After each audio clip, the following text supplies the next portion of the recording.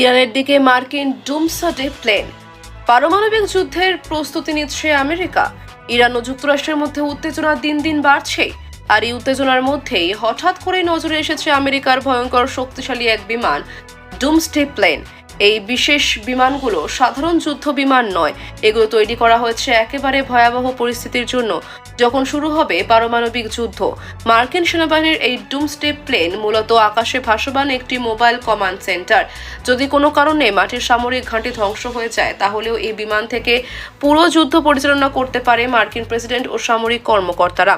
বিশেষজ্ঞদের মতে এই বিমানগুলো এতটাই উন্নত প্রযুক্তির যে পারমাণবিক বিস্ফোরণের তীব্র তাপ ও ইলেকট্রোম্যাগনেটিক শকও সহ্য করতে পারে। বর্তমানে ইরানকে ঘিরে উত্তেজনা বাড়ার সঙ্গে সঙ্গে এই ডুমসডে প্লেনের তৎপরতা বেড়ে যাওয়া নতুন করে উদ্বেগ তৈরি করেছে আন্তর্জাতিক মহলে। প্রশ্ন উঠছে, তাহলে কি সত্যি পারমাণবিক সংঘাতের আশঙ্কা বাড়ছে?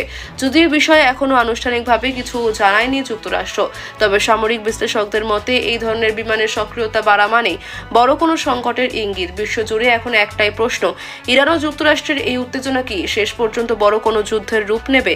পরিস্থিতি কোন দিকে যায় এখন সেটাই দেখার।